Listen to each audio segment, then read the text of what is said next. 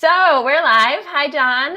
Yeah. I'm Kate Howe. I'm co-founder of Postcards for Parents, and I'm John Stewart. I'm a chief clinical consultant for Postcards for Parents. I'm glad to see you, Kate. It's always fun to get together and talk. yeah, great to be here with you today. And I'm very excited for this topic because I have two little children who are 2.5 years apart, and so today we're talking about siblings, and that's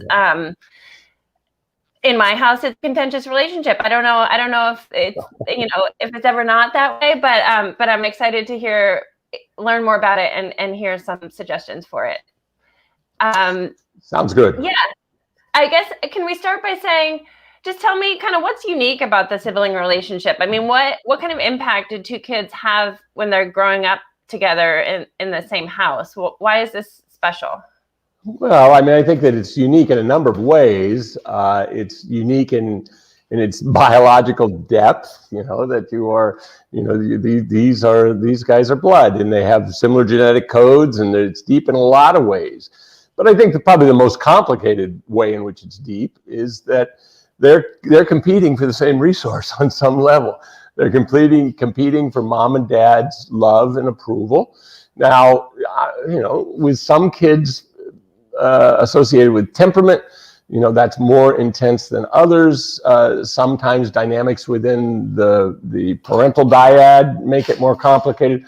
There's so many variables. And I think it's one of the saddest things for parents to encounter. I think when I see parents who are they're just so aware that their kids don't seem to have many good moments together. Mm-hmm. That's kind of heartbreaking for parents, because it's not the story that they have about how they want it to be. That's not what they want. And we as parents are not always great at intervening in the correcting of it. As a matter of fact, I would say, this is right off the top of my head, but 70% of what we do to try to address the sibling dynamic makes it worse. Okay, well that's bad news. There's an awful lot of parenting that seems to fall in that difficult category, but I think that we can talk about what are the things that really do seem to be helpful. And the power of that sibling role is extraordinary. I mean, that relationship sustains even after we're gone, and we hope for friendship. We hope for the ability to help each other understand the world and understand themselves. I don't think there's any question that having a sibling is a gift, but like many gifts, it's a complicated gift. It's a gift that provides you the opportunity to learn things about socialization. I think there's no question that being an only child means that you function in the culture of adults. When you have a sibling, all of a sudden, the culture really becomes more child-oriented. I think there's an old saying that says, people with one child don't believe in temperament. There's no such thing as people who have two children who don't believe in temperament. Absolutely not, yeah. So, and whether temperament is a function of wide variety of experiential neurobiological variables, it probably is. It isn't probably as genetic as we might think it is, but and some of the work over the years on birth order has been fascinating. I mean, it's not a lot done on it now, but back in the 50s, birth order was a real hot issue in terms of looking at what impact being in different roles. And I don't think there's any question that being the eldest, being the middle, and being the youngest do have certain opportunities and challenges. And that just kind of the more aware we are of those, the better we're going to be at managing them. Okay, maybe you can just summarize those quickly. I know that, so in my family of four, both my partner and I are youngest children, and so my oldest daughter frequently says that she's the only older child, and so we don't get her. So yeah, just give a brief overview. Well, I think younger children, I being one myself, I think there's something spectacular about us kids. Not always appreciated. Come on. All right. Well, the eldest, I mean, the eldest has there are a lot of things about the eldest. You know, they are breaking in their parents. I sometimes say to younger siblings, I'll say, do you know what an icebreaker is? You know, a boat, you know, they said the harbor is frozen, you know, boats can't pass in it. Well, you know, your older brother or sister, they're kind of the icebreaker. They're kind of teaching your mom and dad how to be a parent, you know, because they've not had to do it before. It's a new experience. And so, you know, that's both, it's kind of hard for them sometimes. And it is sometimes kind of hard to be the one that has to follow always. So, you know, just acknowledging with kids that there are, you know, there are challenges in all positions. I think that, you know, I think the middle position probably is, when there are three or more, the middle positions, I think, are the more complex in some respects. The eldest, you know, the eldest gets to have the full light of delight. And I mean, they are the center of the universe if they're just the slightest bit lucky enough to have a mom and dad who fall in love with them, maybe even before they're born, hopefully before they're born. And then they come out and it's just like, holy cow, look at this. And, you know, and their whole lives have been changed. And, you know, this, so the eldest gets that just undivided attention. And that's, you can't spoil a baby. You can't spoil an infant. You can't. That Dan Stern talked about that. Lots of others have. That is just whatever loving attention you feel like directing towards them, direct it.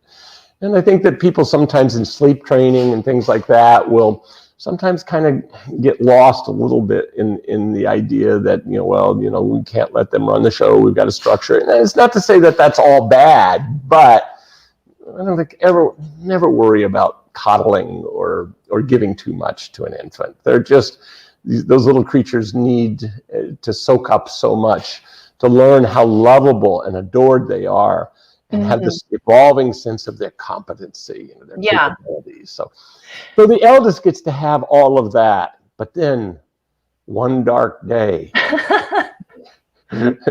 as excited as mom and dad are, and as much of it is a gift, they bring home a new little mammal.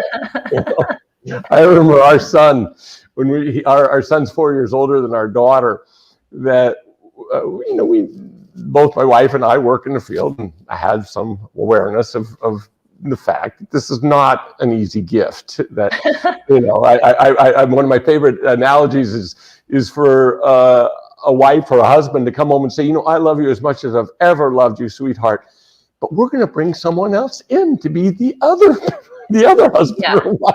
And it doesn't mean I love you less, and it doesn't, I hope you'll be friends. And maybe unless you're part of the LDS, the old LDS church, maybe that's okay. But it was a challenge, I think, even then.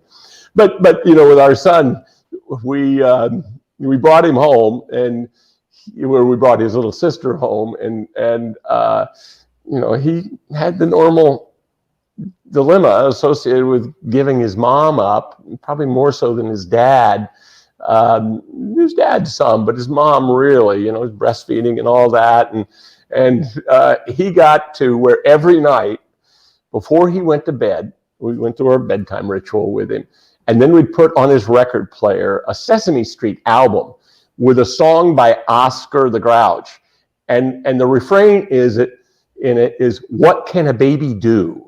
And the response is nothing. They can lie there and they can cry there. They can take your mom's attention. What can a baby do? Nothing. So for that eldest, as much as, particularly if they have the ability to move into feeling special in that little one's life, one of the most important things you can do is create stories for the eldest about how much that little one just thinks they're the coolest thing in the world, and how much they love them, and how tender you see them being with them. And you create narratives that say, here's a place where you get recognized for what you give your sibling, as well as what you've lost to your sibling. So I think in that initial process, just doing what you can to give them a sense of role. You know? A new role in the family. And towards accomplishment, towards achievement. because the youngest is going to really have a corner on loving attention, more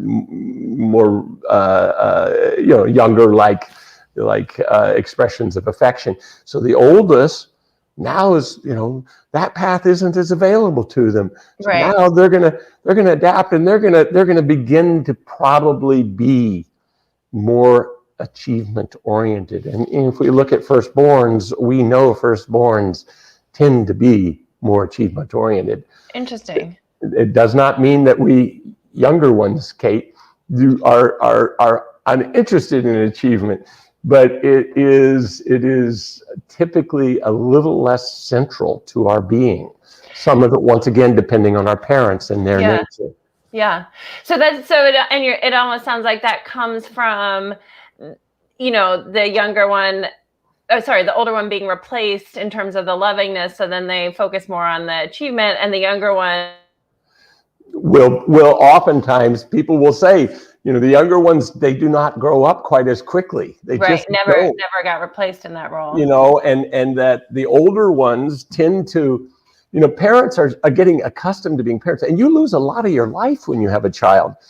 And I think parents of firstborn are kind of thinking, oh, it'll be nice when they could talk, or it'll be nice when they're not in diapers, I think as you have more children, even with the second one, you come a little less focused on that. You have a little more of a sense your life has already lost to your children. So there's no reason to move them along quicker, and you're more likely to just enjoy their state. I think as a grandparent, there's no sense of pressure to have them grow up. You just want them to stay a little, but they don't. Yeah. Well, I was going to say also with parents, you have a sense of loss as well, because you can see, as the older one progresses, what you are losing in terms of childhood. So you might cling to that with the younger one. Absolutely, Kate. Absolutely. You realize that little one, you don't want to push them, because there is a sense of loss in watching the older ones kind of move towards greater autonomy and less dependency and all the things that are associated with getting older. Yeah. So I think that the eldest carries a lot of weight in terms of kind of moving forward, and that's typical. Now, if you have an eldest child who has a learning disability or high functioning autism, has something that's made them more needy, then it really stirs up the dynamics in that respect. You then will oftentimes have a younger sibling who kind of moves in the direction of being the more responsible, moving towards more autonomy, not wanting to outshine their older sibling. At some point, we can maybe talk about sibling dynamics with a mildly or significantly disabled sibling, because it's complicated. There's no question about it. But we're talking about more normative situations today. Okay. So it sounds like, what you do in those early days of having a new sibling is super important. I guess, one thing that I wish that I had done that I didn't do was kind of focus dedicated connection time on my older one. So for example, doing daily special time or something like that. I mean, I just didn't really know, but do you think things like that are helpful? I think it is helpful, Kate. I think that, and it's hard when you got a little one that's now, you now have two, you're outnumbered. I mean, it's hard, but I do think that the preservation of special time with the eldest can be really, really tender and helpful. I think but it's hard. It is hard to do amidst all the stuff. And so you got to be gentle on yourself for saying, your primary responsibility is to keep the little characters alive, and then everything beyond that is gravy. So far. So say, you're kind of bumping along, you've done some things right, you've done some things wrong. What are some common sibling dynamics that you see that cause strife or aren't working so well?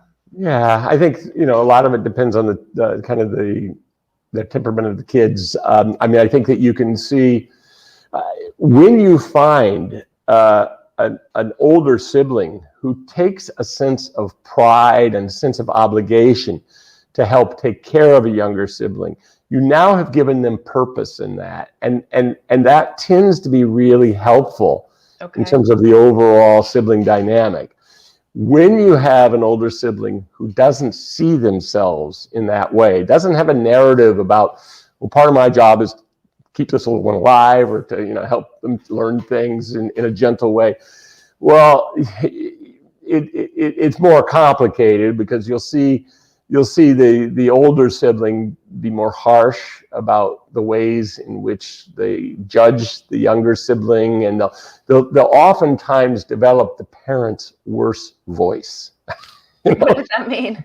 Well, most of us as parents, we have a good voice, but every once in a while we have a voice that comes up that's not our chosen voice. It's a voice out of kind of frustration, and what I often see is that the eldest who haven't kind of moved into some degree of caretaking for their younger sibling have a tendency to be harsh in their judgment, and the voice that you'll hear from them is somewhat similar to their parents' least gentle voice.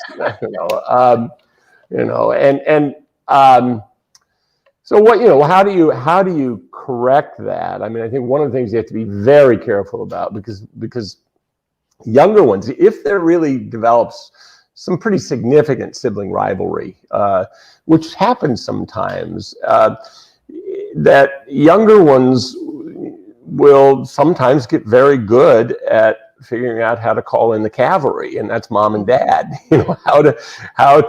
How to make themselves the victim, and that mom and dad need to come in and provide some safety and support to the more vulnerable child. And then all that does is infuriate, the older one. The more you can stay out of sibling struggles, the more you can refer to the dilemmas as being ones they've got to work out. Now, sometimes, there's blood running under the door, your bathroom door, whatever you got.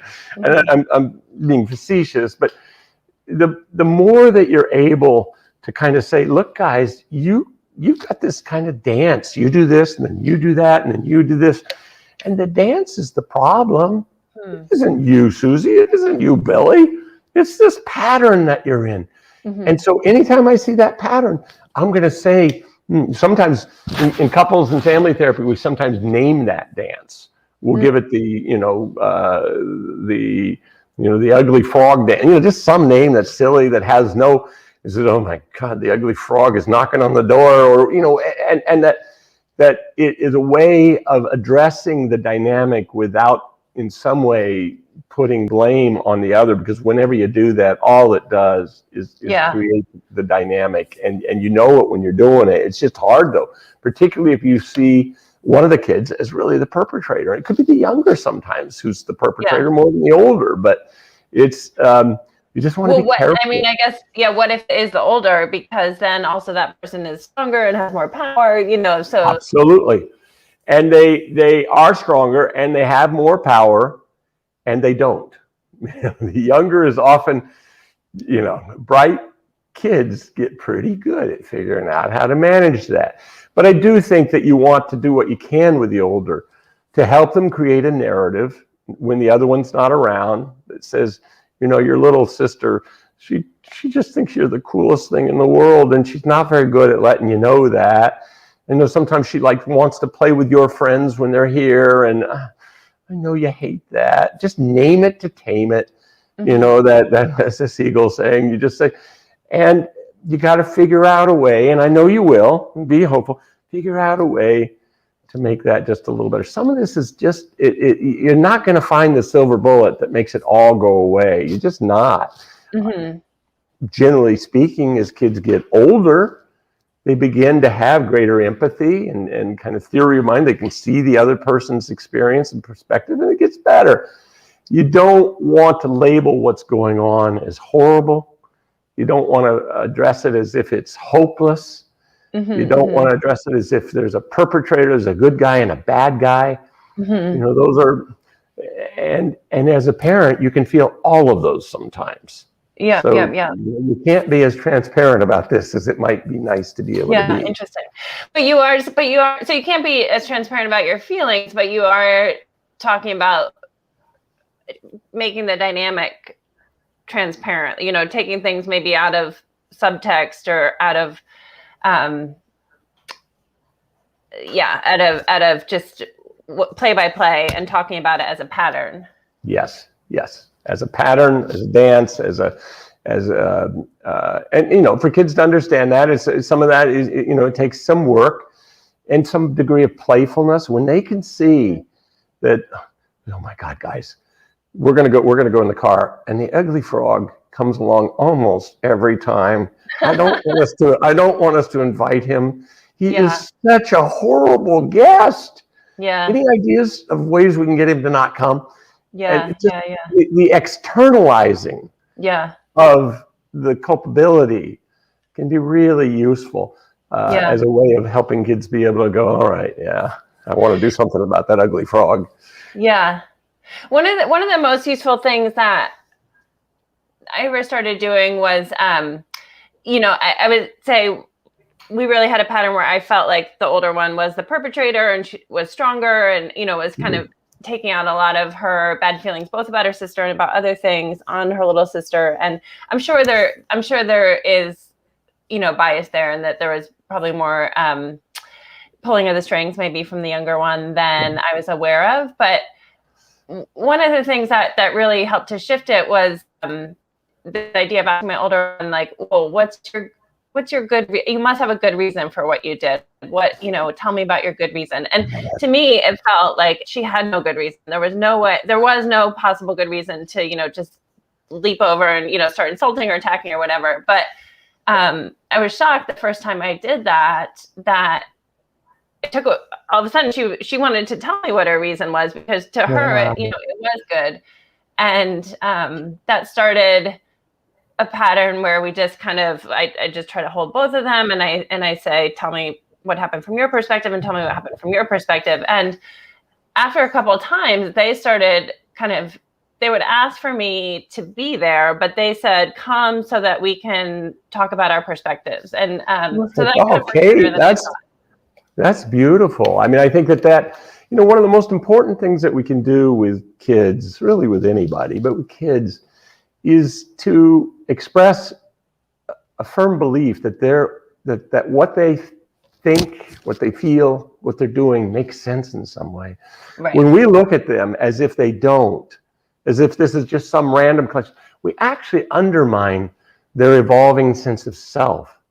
Because what we're doing is we're saying you are just this massive, fragmented thoughts, feelings, reactions, and that makes kids not feel known, and it makes kids not feel like there is a way of knowing them, like there is something to know. So working from a basis that says, you make sense. Now, I may not agree with everything or whatever, but I know you make sense. So help me understand. That is beautiful in terms of the management of sibling dynamics. It's also just beautiful in the expression to kids that there is this thing inside them that is not just randomly responding. Mm-hmm. And that's part of our helping them figure out who they are. Mm-hmm, mm-hmm. Yeah, that totally makes sense. And so at the beginning you said that approximately 70% of what parents do is not helpful for the sibling relationship. So let's talk about. I'm talking about my own experience as a father or grandfather. No, I get it. I'm sure I do them as well. And so, but they make sense to parents from the way that we're approaching it and the way that we're thinking about things. So let's just talk about some of those so that we can give the alternate perspective. Well, I think that the first thing is choosing a good guy and a bad guy. Mm-hmm, and mm-hmm. Things like, you're the oldest, you should be able to not do that, or Billy, you knew that what your brother was building was really important to him, and you came and knocked it down. Mm-hmm. This is anything that kind of speaks to an indictment of character. Mm-hmm. You want to be very careful about that. And I think we can do it in moments of frustration. We can do it when we don't have the time to manage things the way we wish we could manage them. So there's a lot of things that that we can do that kind of fall in that category. I think that just in a general sense, anytime we deal with a parenting dynamic with an agitated affect, we have just undermined our capacity to create the very thing that we most need. Because kids who are struggling, they're dysregulated. Mm-hmm. Something has happened, they don't know how to manage it, and they're acting it out in their behavior. And so the importance of our being able to say, whether it's time out, guys, everybody with your corner, of being able to stay regulated yourself, because you cannot regulate a child when you are dysregulated. Mm-hmm, mm-hmm. Kids learn how to regulate emotion by co-regulation experiences with parents. It's not taught, it's caught. Parents who know how to regulate their emotions in the context of a difficult situation provide kids the experience of someone being able to be there, and they develop an emotional memory of what it is to have something rattle you, but not have it take you to a place where you can't think anymore, where you're acting on things that get you in trouble. So just not losing your stuff as a parent in response to it is really important. But it's hard when it's constant, when they're bickering, when they're doing that sort of stuff. It can grind you down. So one of the things to do is move towards separating them without being angry about it, sooner rather than later, or doing something to just disengage them. Because once they're engaged in the dance, they have so little ability to step away from it. So our job is, as much as possible, catch them before the dance gets rolling too far. Mm-hmm. And then whether you intervene with silliness or with asking them to, this thing's so heavy, buddy, could you help me carry this into the other room? Or, whatever it is that, I can do that. You've pulled them away from, there are lots of different ways to do that. I worked with an occupational therapist some years ago who I may have mentioned this before, who worked in a program with all the kids were, none of them had self-regulatory capacities. That's how you earned your ticket to this program. But he would take them in groups of 3 or 4, and they would do some kind of fun activity. And then they'd have to transition into coming back into a classroom. And that was not an easy transition for them. And almost invariably, it would be the moment for them to start sniping with each other. Mm-hmm. And his strategy, and it always worked, is when transition time would start, he'd start acting like an animal, like a bunny or an alligator or whatever, a bear. And their job was to act, they were to imitate him. And then that alligator or bear or whatever would walk back to the classroom with everybody doing that. Distracted them from the vacuum of structure associated with transitions. Because you will see transitions will oftentimes be the toughest time for siblings too. Mm-hmm. Yeah, that's really helpful. So it's like, because I can really relate, and I also see that time when siblings are, bickering, or they just kind of get an energy from provoking each other that is just maddening. So let's see, we've said play, be silly, or give one of them a job, or both of them a job. Are those any? Or at least get them apart from each other without being angry. Mm-hmm. Without appearing angry. A lot of it's faking it. I mean, that's just the deal. Okay. Yeah, that's really helpful. There's been like, I guess, talk and research about sibling bullying. What does that look like, and when do you feel like it crosses a line to something that's detrimental long term? Because I know that siblings can have like a more contentious relationship, and that like closeness, but conflict in childhood often leads to a very close relationship later on. But when's that conflict too much? Yeah, I mean, I don't know that literature, Kate. So let me be clear about that. But I've got thoughts on it. I mean, I do. There are dynamics that I have seen where a sibling has been a very powerful and kind of suppressing force to the others, to their siblings' evolving sense of self, to their sense of safety, to their, and I do think that, you know, I see it sometimes with kids who have special needs. I've seen it pretty frequently with siblings who have a high functioning autism, who are inflexible, and they may be kind, but their empathy is lousy and they misinterpret things and they can be really harsh. So I see that happen. And I think parents do have to be, they have to have a narrative that, first of all, that helps the more vulnerable youngster get it. And it doesn't say it's okay. Mm-hmm. It says this is, some of this stuff is how it is for these reasons, and it isn't because of you.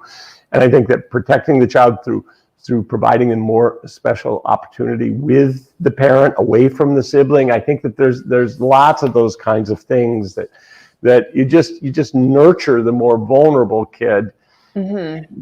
And unfortunately, the management of bullying, whether it's with siblings or otherwise, is not a very kind of linear process. I mean, I think it's, you know, because people bully because they've been bullied, they're insecure, and that, you know, you don't get somebody to stop bullying by punishing them. It doesn't work, nor humiliating them. Mm-hmm. So that process is complicated. You may want to, with that older sibling, figure out how to help them create a narrative that says that they're really something special to their sibling. At some point, we'll talk about narcissistic defenses, and you know, narcissism is talked a lot about in our culture now. But you know, narcissistic defenses are very common, and they're probably more common in little boys than little girls, but it certainly can go both ways. And some of the insight around, you know, the connection between narcissistic vulnerability and bullying, they're linked together. And at some point we can talk about that, because I think it's interesting. So just quickly, to define that, I guess for people who don't know what that means, which includes myself. So a narcissistic vulnerability and a narcissistic defense. Yeah, a narcissistic vulnerability means that at the core, somebody has a very vulnerable sense of self. And you and I talk about, and I write sometimes about, the idea that the self is organized around two things: am I lovable and am I competent? Mm-hmm. And that for some complex set of reasons, there's a real vulnerability there. And that if one walks around really thinking that they are lacking significantly in either or both of those, it creates so much anxiety that they're really unable, it undermines their functioning. So the unconscious mind, which I hope people will believe in because it exists from my perspective, it creates a defense. So if this arc would represent normal self-esteem, and you've got this little spot down here that's very vulnerable, these kids and adults will sometimes create an arc a little more like this, that is a defended self. It's a way of saying, you know, I am not vulnerable. And the problem with it is that it's grandiose. And the central problem with it is it's not flexible. If I have normal self-esteem and I fail my math test, I go, oh, I'm not very good at math. I got to study more. I learn from it. If I have narcissistic self-esteem and I fail my math test, I can't let that in. So what I do is I say, teacher doesn't know how to teach. The test was stupid. You know, they're all those kinds of things that are markers of a narcissistic defense.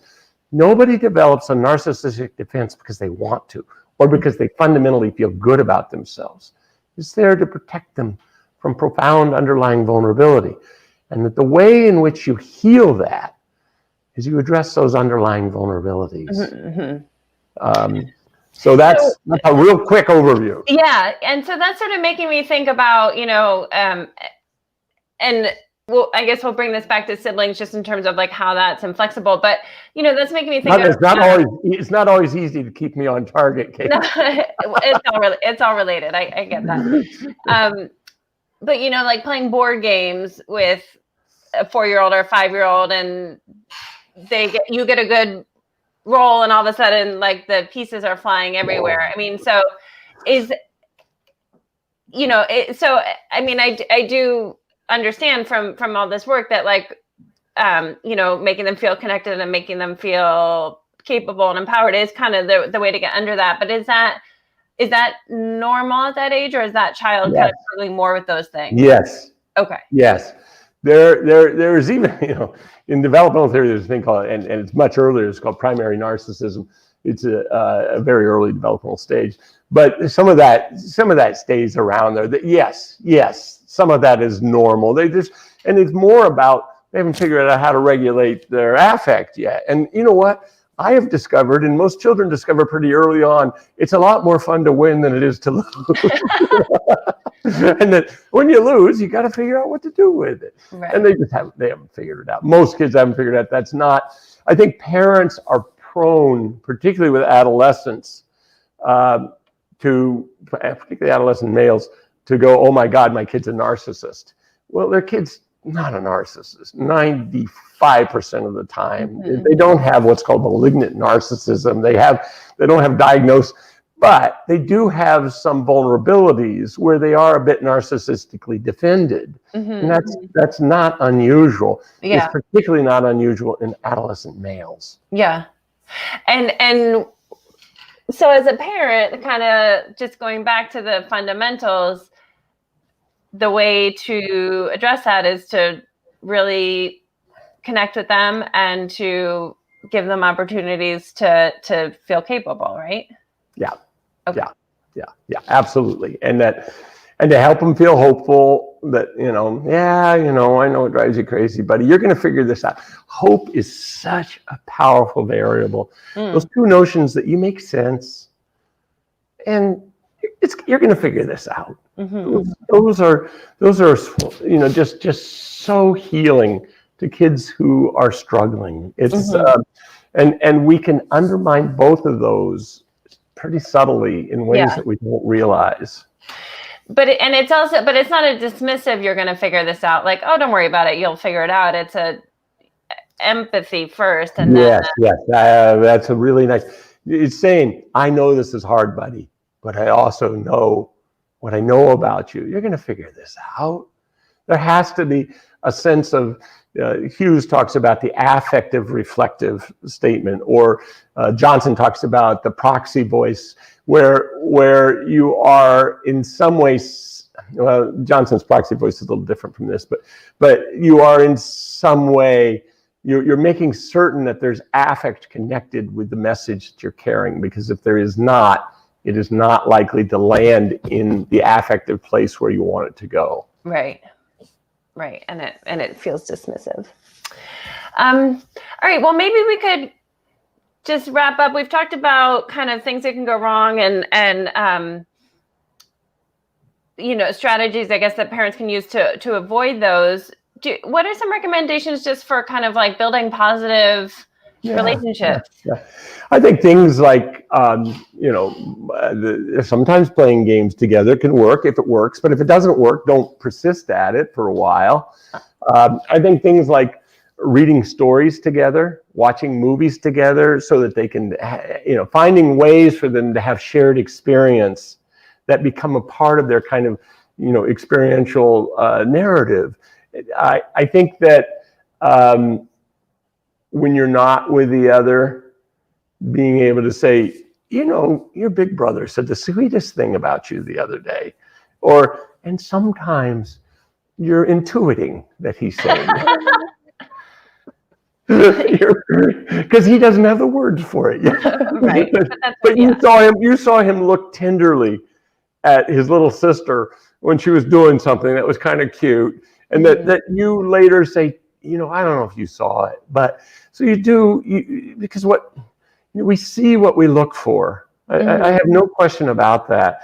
And so sometimes we have to help kids look for what it is. And it's not being disingenuous. I mean, because disingenuousness will never work for you.